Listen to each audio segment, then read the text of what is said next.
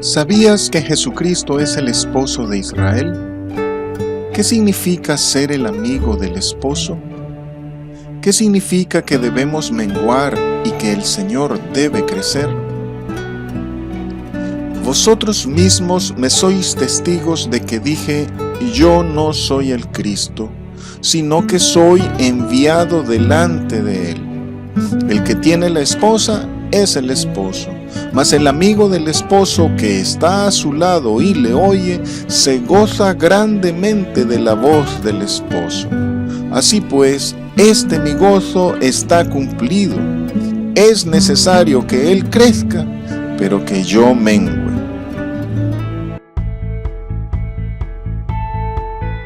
Último testimonio del Bautista, parte 2. Estudio del Evangelio del apóstol Juan. No soy el Cristo, soy enviado delante de Él.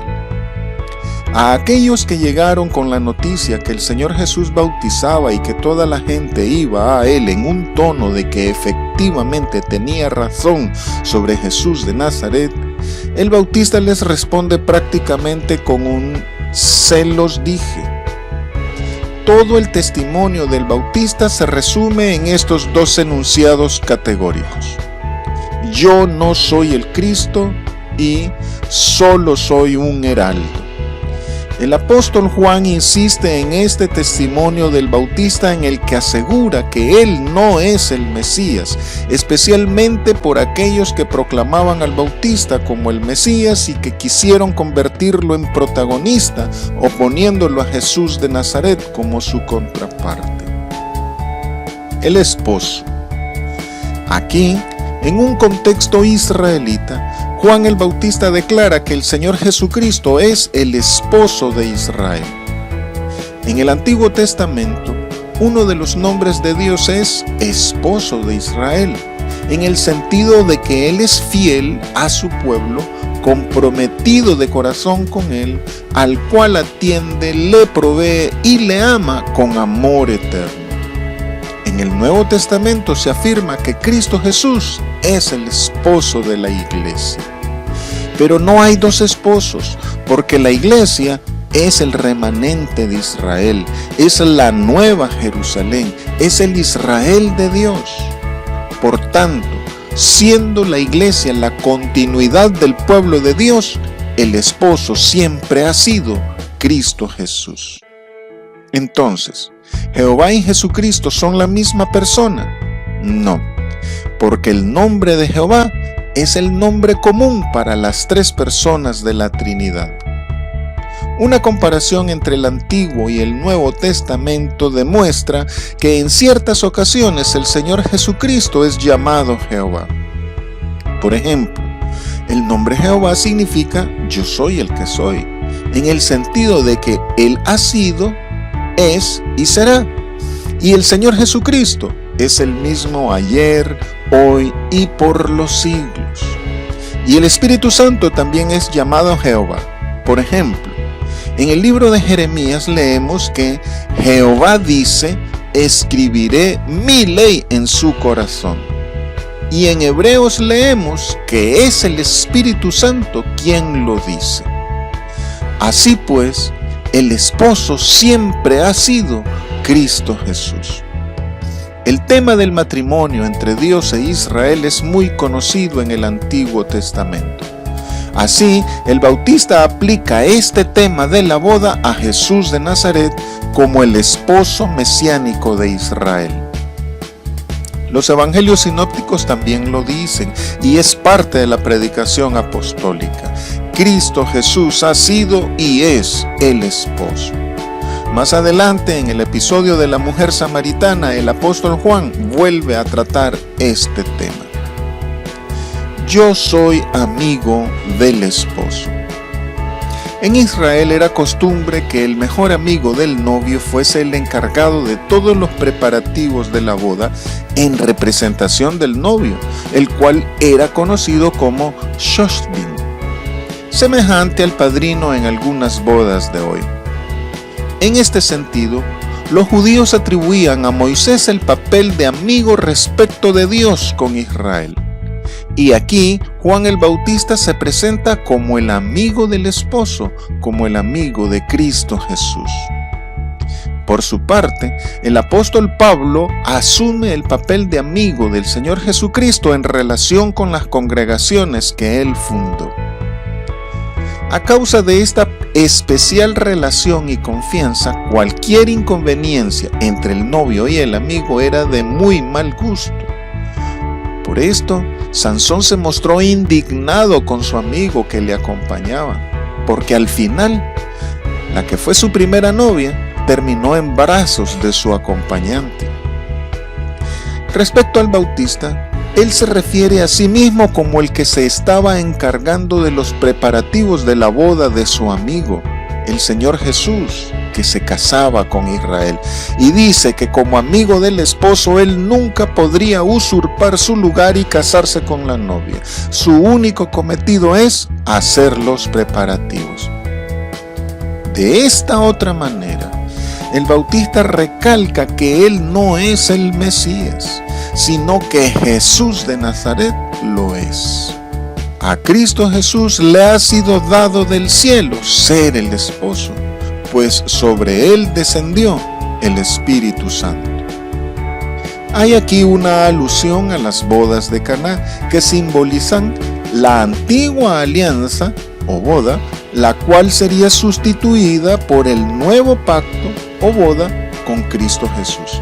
Y el Bautista aquí testifica que la boda del nuevo pacto está celebrándose.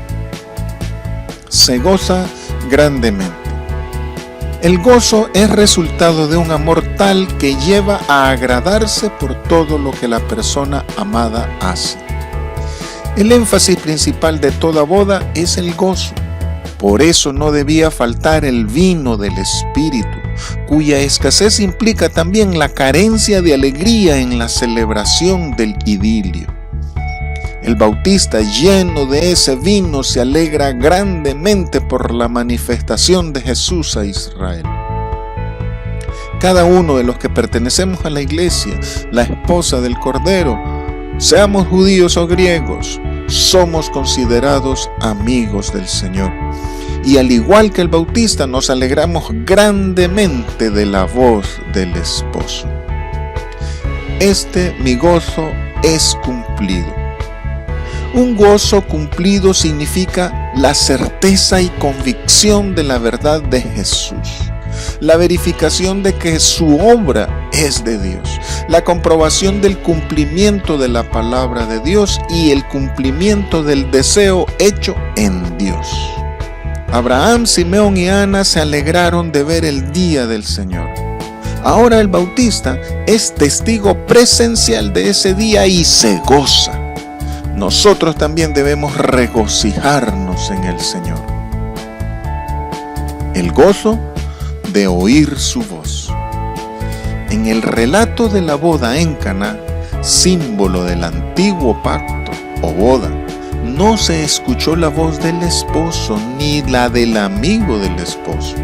Pero aquí, el Bautista, hasta estando en pie al lado del esposo, expresa su complacencia porque Jesús está realizando su ministerio y porque está reuniendo a la iglesia en torno a él. También se alegra por el avivamiento causado por el Señor Jesús, porque significa que él, como mensajero, ha hecho bien su trabajo. En arameo se produce un juego de palabras entre kalla, novio, y kala, voz, con el cual se relaciona al novio con su voz, para identificarlo aunque no se le vea a él. Por esto, las ovejas siguen al pastor, porque conocen su voz y por eso no siguen la voz de los extraños. Ahora, Juan el Bautista, la voz que clama en el desierto, debe guardar silencio para dar lugar a que hable el que ha visto a Dios personalmente, el Señor Jesús, quien transmite con exactitud el mensaje del Padre. El Bautista se ubica a sí mismo y dice: yo escucho, él habla. confirmando la afirmación que Jesús es la palabra, el verbo. Y con esto dice el Bautista: no soy la luz, solo la recibo. Nicodemo no percibió la voz, para él fue un ruido. Pero el Bautista, aunque todavía pertenece al antiguo pacto, por estar libre de la tradición, es capaz de reconocer la voz de Jesús. Conviene que Él crezca. Es necesario, imprescindible, imperioso. Es indispensable que Jesús de Nazaret crezca, que se dé a conocer. Él debe cumplir su función mesiánica, debe cumplir el plan de salvación de Dios. En los evangelios se mencionan muchas cosas que sucedieron porque era imperativo. Por ejemplo, en cuanto a Cristo Jesús, era necesario que el Bautista anunciara su llegada. Era necesario que el Señor anunciara el Evangelio a otras ciudades. Era necesario que el Señor padeciese mucho. Era necesario que muriese por nuestros pecados. Era necesario que subiese al Padre. Es necesario que reine para que todo quede sujeto a Él. La Biblia también establece otros imperativos que son para la iglesia. En cuanto a la iglesia, era necesario que Jesús posara en casa de Zaqueo. Son necesarias las señales que anuncian el fin. Es necesario nacer de nuevo. Era necesario que el Señor Jesús pasase por Samaria.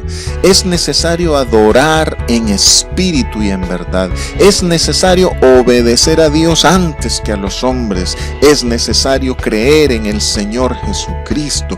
Es necesario que padezcamos diversas pruebas. Es necesario que Satanás sea desatado por breve tiempo. Es necesaria la resurrección de los santos. Es necesario el tribunal de Cristo. Y en este momento es necesario que Él crezca y que yo mengüe. La característica creciente es del Señor Jesús. A Adán y a Jacob, tipos de Cristo, se les dijo: crece y multiplícate, implicando fecundidad. Ya preparada la novia, es decir, Israel, para la llegada del Señor Jesús como su Mesías mediante el bautismo, a Juan el Bautista solo le queda retirarse. Su misión cumplida le causa alegría, la misma alegría a la que en el Apocalipsis convoca la voz de grandes truenos por las bodas del Cordero. El binomio crecer-menguar muestra la necesidad de la coexistencia de ambos ministerios para pasar paulatinamente de lo cuantitativo a lo cualitativo, de lo caduco a lo nuevo, de lo obsoleto a lo avanzado. Pero lo nuevo, al superar lo viejo, conserva y desarrolla los rasgos positivos de lo caduco, mostrando así que la revelación de Dios tiene un carácter progresivo que asciende en mejoramiento. En este sentido fue que el Señor Jesús dijo: la salvación viene de los judíos. La fe cristiana surge de ahí, pero no se queda ahí, sino que lo supera, lo mejora. De la imperfección surge la perfección, pero sin rechazar la base mosaica de la predicación, porque Dios no puede negarse a sí mismo. Aquí hay otro juego de palabras arameas entre cumplido, tlal, y menguar, tlal. El cumplimiento del deber del Bautista es el final de su carrera. Es la señal que ha llegado al tope de su ministerio. El Señor Jesús le ha alcanzado y le sobrepasa en mucho. La característica menguante era propia del Bautista desde sus inicios. Cuando le preguntaron quién era, sabiendo que el Señor Jesús es la palabra, él dijo simplemente: soy la voz. Un sonido próximo a desaparecer. Menguar está relacionado con el mérito de ser el más pequeño, característica que los creyentes debemos mostrar para ganar el reino de los cielos. Por tanto, es necesario que Él crezca y que yo mengue. Hagamos de esta frase el eslogan de nuestra vida cristiana. Que Él crezca y que yo mengue.